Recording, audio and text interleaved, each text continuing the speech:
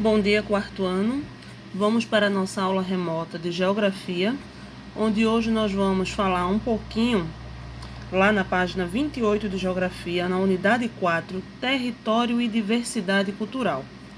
Vejam bem, o nosso território, a gente viu, em outras aulas passadas, que ele é amplo.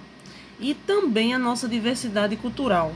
Ou seja, nós não somos uma raça pura, nós somos uma mistura de raça. Nós aqui temos várias raças, tá? Como os brancos, os negros, os indígenas, e com isso também as suas misturas. E nós vamos compreender ao longo desta unidade, certo? Aqui a gente vê na primeira cena da página 28 um estádio de futebol. Logo abaixo eu tenho para começo de conversa. Akira levou Massaro e Otávio para ver uma partida de futebol no estádio. Os garotos nunca tinham visto tanta gente em um mesmo lugar. Primeiro quesito. Assim como Massaro e Otávio, você já ficou surpreso ao ver uma multidão? Se sim, em qual situação? Aí você vai lembrar, em algum momento da sua vida, se você ficou surpreso ao ver tanta gente junto, formando uma multidão, e vai dizer qual foi essa situação. Segundo quesito, observe as pessoas que estão ao lado de Otávio e Massaro. Quais são as diferenças físicas que você percebe entre elas? Olhando para essas pessoas que estão próximas a Massaro, a primeira diferença física, está na cor da pele, tá? A gente vê aí que a gente tem cor de peles diferentes, tá? E também cor do cabelo, automaticamente também a cor dos olhos, certo? É o que vai diferenciar uma pessoa da outra aí nesse estádio de futebol. Página 29. Observando a imagem, podemos afirmar que os torcedores estão bem distribuídos na arquibancada do estádio. Por quê? Vejam que aqui embaixo, tá vendo? Eu tenho uma grande aglomeração de pessoas e já acima do estádio eu tenho poucas pessoas. Então daí você acha que a distribuição está por igual? Não está, né, gente? Por que não está? Porque tem lugares que estão mais cheios e outros estão praticamente vazios, tá? Quarto quesito. Você acha que, a partir da observação da multidão de torcedores, é possível pensar sobre a população que habita o Brasil? Como? Olhando esse estádio de futebol, onde tem alguns lugares com bastante pessoas e outros quase ninguém, a gente pode fazer um paralelo, tá, com o território brasileiro, que mesmo o Brasil sendo tão amplo, tão extenso em território, ele ainda acumula, tá, grande parte da população em alguns lugares. E tem lugares, por exemplo, no Brasil, que não foi nem habitado ainda, tá? Aí quer dizer que a distribuição do povo brasileiro, ela não é tão bem distribuída. E a gente vai ver ao longo das páginas aí seguinte, tá? Então, o paralelo que você pode fazer entre esse estádio de futebol e a população brasileira é a forma, tá? É a distribuição deles. Vamos para a página 30, capítulo 1, a população do Brasil. Massaro e Otávio estavam muito felizes. Nunca haviam ido a um estádio de futebol. Não imaginavam que cabiam tantas pessoas naquele espaço. Uau! Olhe quanta gente! Ainda bem que nesse estádio cabe 60.000 pessoas. Se aqui cabe tudo isso, imagina no Brasil inteiro. Pai, quantas pessoas cabem no território brasileiro? Como contar tanta gente que mora por aqui? Calma, filho, eu vou explicar. Vejam bem, nós aqui no Brasil somos contados a partir do IBGE, tá? O IBGE significa Instituto Brasileiro de Geografia e Estatística. De 10 em 10 anos, pesquisadores do IBGE vai até as casas, tá? E vão fazer algumas perguntas para poder conhecer a população e saber também o que é que aquele local está precisando. Então, de 10 em 10 anos é feito esse estudo e, por exemplo, dali dá para saber quem está morando na sua casa com você, tá? Vai perguntar quantos cômodos tem a sua casa, se a sua casa é própria ou alugada. Isso tudo vai facilitar e ajudar para uma pesquisa, tá? Em nível nacional, para saber como é que anda a estrutura do Brasil, como é que anda o saneamento básico, como é que anda a densidade populacional, que a gente vai ver lá na frente, certo? E também se houve, tá, nascimento, que no caso é chamado de taxa de natalidade. Taxa de natalidade é a contagem das pessoas que nasceram nesta época, por exemplo, não são 10 anos que o IBGE vai fazer a estatística, que vai fazer a pesquisa, então ele vai fazer a contagem de quantos nascidos, tá? E também a taxa de mortalidade, que a taxa de mortalidade, o que é? São a quantidade de pessoas que morreram, tá? Nesse determinado tempo de 10 anos. E dali, da taxa de mortalidade, eles vão ver quais foram as mortes causadas por natureza, natural mesmo, né? E as que foram por acidente, tá? Ou por homicídios. E dali vai ter aqueles números que a gente vê muitas vezes nos repórteres, dizendo 2019 houve 51% de morte, por exemplo, digamos, no norte. Aí, por quê? Como é que se sabe desses 51%? Só se sabe disso daí devido à pesquisa do IBGE, tá? Que no caso é o censo demográfico. E daí é que se sabe tudo isso. Continuando a leitura. A Kira explicou aos meninos que só é possível saber que a população do Brasil, qual é a população do Brasil, ou seja, o seu conjunto de habitantes, por meio de pesquisas feitas por órgãos especiais, como o IBGE, que é o Instituto Brasileiro de Geografia e Estatística, que faz a contagem da população periodicamente, geralmente de 10 em 10 anos. Aí tem o primeiro quesito. Como você imagina que o IBGE faz essa contagem? Vejam bem, eu expliquei para vocês que o IBGE, né, ele manda até a residência da pessoa funcionários credenciados, ou seja, que trabalham no Instituto, tá? Que trabalham no IBGE. Eles vão fazer uma aplicação de um questionário e devidamente fardado com crachá. Ele vai entrar na sua casa, tá? Ele vai se apresentar e ali no início era feito num papel, mas como tudo se modernizou, né? O que acontece? Eles levam um computadorzinho de bolso, tá? Menor do que um tablet, e ele ali vai computando as suas respostas e já vai diretamente para Brasília, que é lá onde vai fazer toda a contagem, tá? Vai juntar todas as pesquisas de todas as regiões e dali vai fazer a estatística brasileira, tá bom? O questionário elaborado pelo IBGE, além de determinar o número de habitantes de cada município, também permite obter outras informações sobre a população brasileira, como sexo, nacionalidade, profissão, tipo de moradia, renda familiar e etc. Então, vai saber se você é masculino ou feminino, tá? Vai saber se você é brasileiro ou se você é de outra localidade e veio morar no Brasil e tá tendo a nacionalidade brasileira, tá? Vai procurar saber qual é a profissão das pessoas que trabalham, vai saber se sua casa ela é própria, se ela é alugada, se você mora com algum parente, tá? Vai também pesquisar a renda familiar. Para que isso? Para que saber quanto a minha família ganha? Para poder dali eu saber onde o Brasil se encaixa, tá?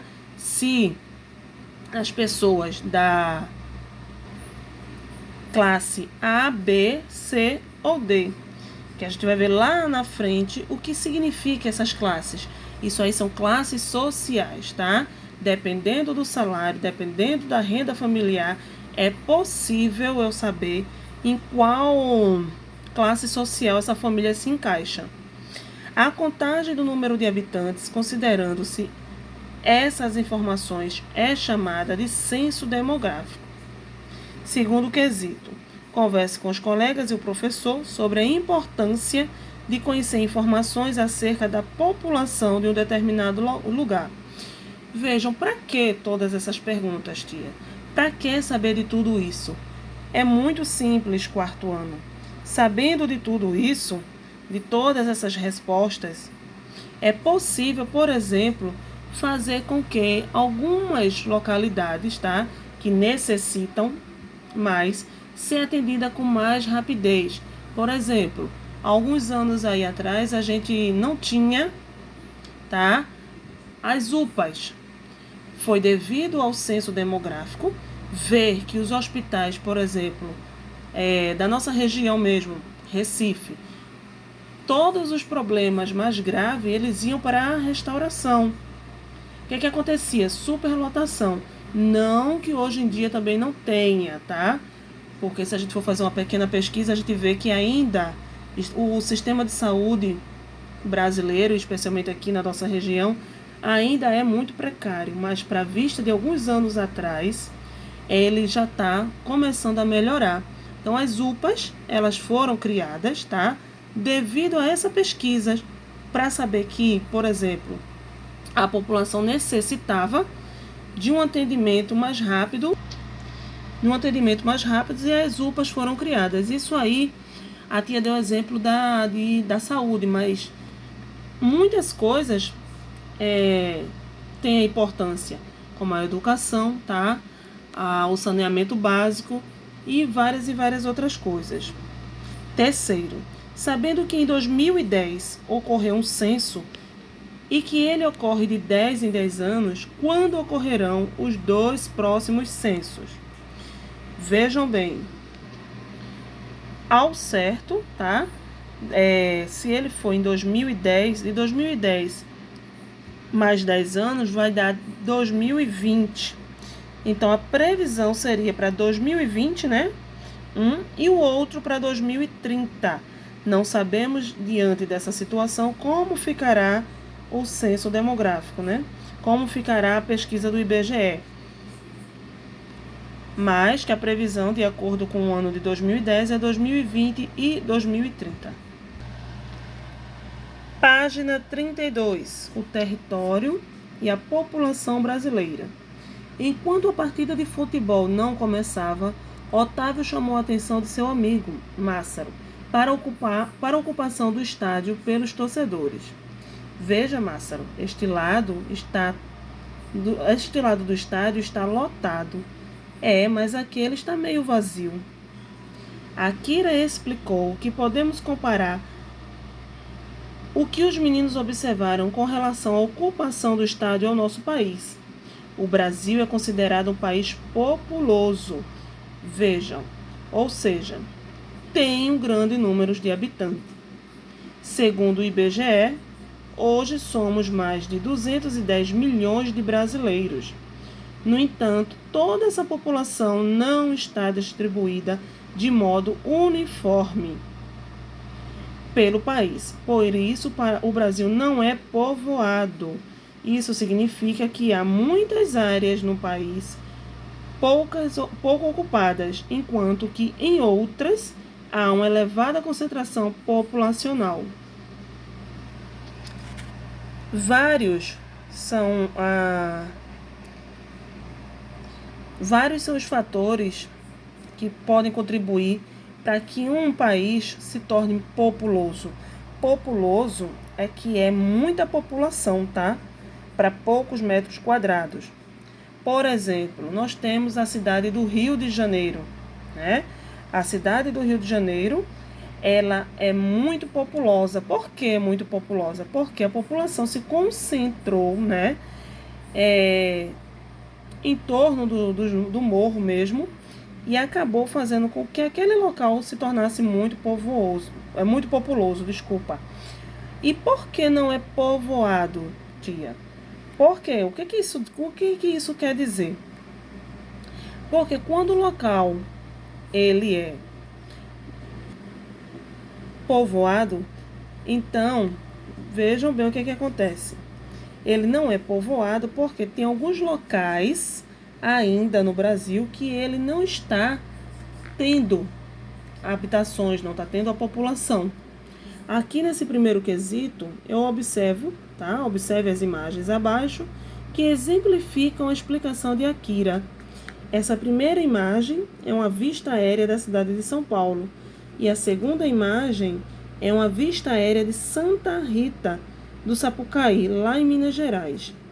Aí tem, qual das imagens revela? Letra A. Uma área com baixa concentração de pessoas, ou seja, pouco povoada. A imagem que é pouco povoada, né, é essa aqui, a vista aérea de Santa Rita do Sapucaí. Porque você vê nitidamente, tá, que a concentração de casas ela é menor. Vejam que essa primeira imagem aqui eu não consigo quase nem ver nenhuma árvore, nenhuma área verde. Então aqui, essa primeira cena aqui é um local muito, tá, povoado, que seria a resposta da letra B. Página 33, brincando com a cartografia.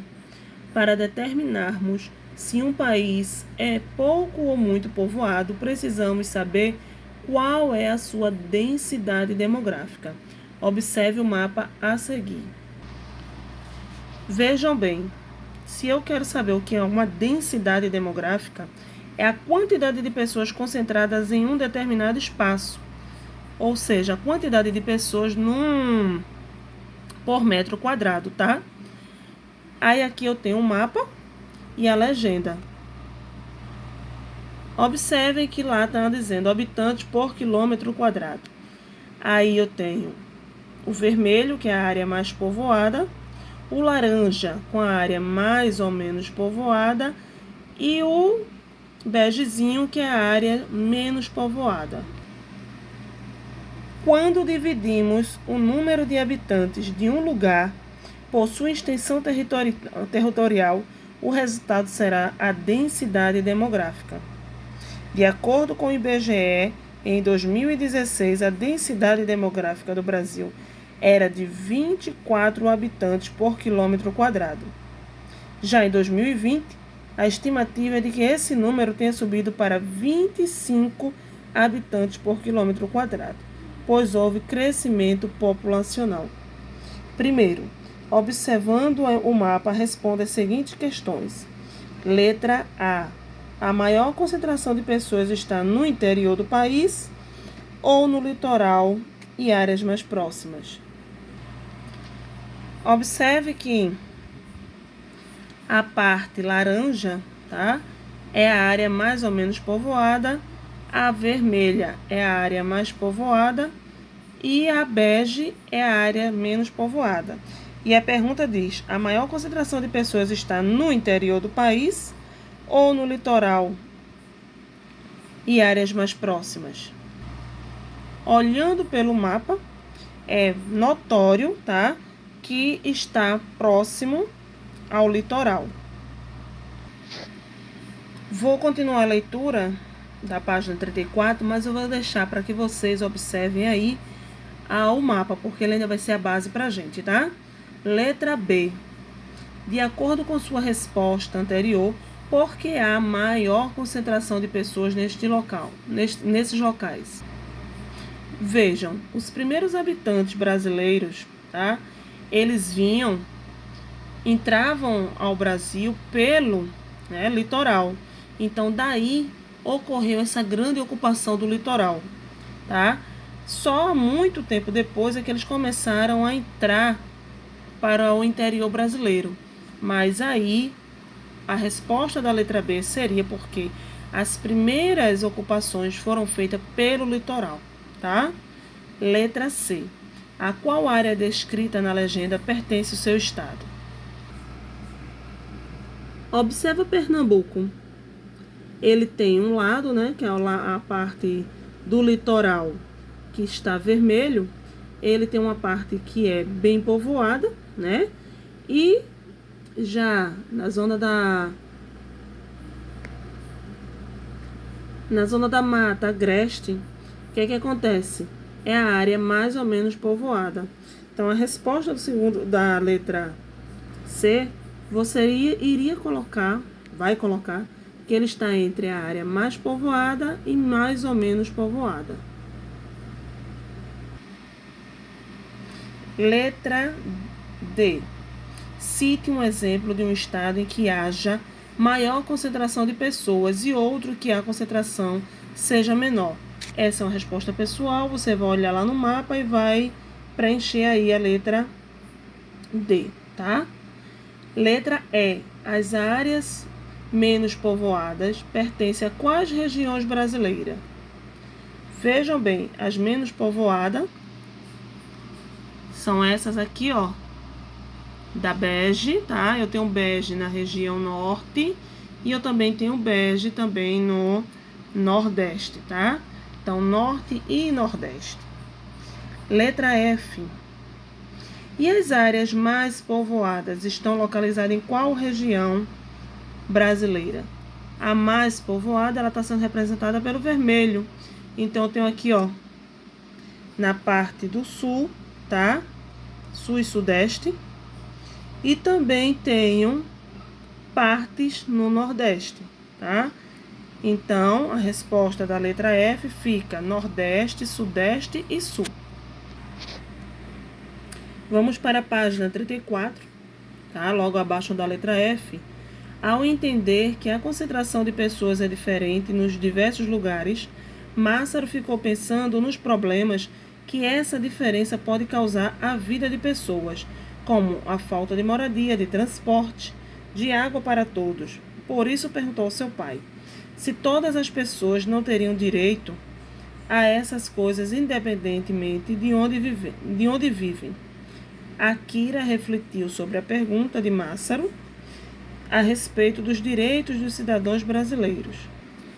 Aí vem o segundo quesito, que é uma resposta pessoal. Na sua opinião, todos os cidadãos brasileiros têm direitos iguais? Por quê? É uma resposta pessoal, mas vocês precisam levar em consideração, tá? As classes sociais brasileiras. Você acha que os cidadãos, por exemplo, que vivem nas ruas, tá? Porque ainda hoje em dia existem muitas pessoas que moram nas ruas. Vocês acham que eles têm os mesmos direitos dessas pessoas que têm casas, moradia fixa? Então, faça um paralelo aí e dê a sua resposta. Terceiro, escolha um direito que todos os brasileiros tenham e escreva no espaço abaixo. Depois explique por que esse direito é importante para as pessoas. Todos os cidadãos brasileiros têm vários direitos, tá? Assim como deveres também. Você vai escolher um e vai colocar aí e vai explicar a importância desse direito. Página 35. Outras leituras. Pirâmide etária. Pirâmide etária, ela não é nada mais, nada menos, tá? Do que um gráfico que leva em consideração a idade e o sexo do entrevistado. Primeiro quesito. Quando se trata do censo demográfico, isto é, da contagem da população, é muito comum a apresentação das pirâmides etárias, que são gráficos de barra que representam o número total de habitantes de um país, levando em consideração o sexo e a idade. Portanto, elas revelam a quantidade de crianças, jovens, adultos e idosos que compõem uma população. Veja a seguir a representação da distribuição da população brasileira por sexo segundo grupo de idades. Eu tenho aqui, ó. De um lado eu tenho números de habitantes sendo homens e do outro eu tenho números de habitantes sendo mulheres, tá? Letra A. Observando os dados da pirâmide, podemos dizer que nosso país possui uma população predominante jovem e adulta ou idosa. Aí nós vamos ver aqui, ó, pela pirâmide. Vejam que a população começa bem ampla, né, do 0 aos 4 anos. E quando eu chego lá em cima, ó, de idosos de 90, 94, 95 a 99, eu vejo que essa população vai começando a diminuir. Então, a resposta da letra A seria jovem e adulta, certo? Letra B. Pela observação das barras do gráfico, qual é o gênero, ou seja, o sexo predominante na população brasileira? Você olhando aqui pelo gráfico, você acha, né, olhando pelo gráfico e também pela quantidade de habitantes, vejam, lá em cima, eu tenho números de habitantes homens de 100 anos, 7.247. V mulher, 16.898. Aí eu vou descendo mais. Vamos lá para 64 anos. De 60 a 64. Eu tenho mais habitantes mulheres, tá? Do que homem. E descendo mais um pouquinho, de 25 a 29 anos. As mulheres ainda ultrapassam mais. Então, a resposta da letra B seria gênero feminino, tá? Letra C. Assinale a seguir a faixa etária que apresenta menos representantes na população brasileira atualmente.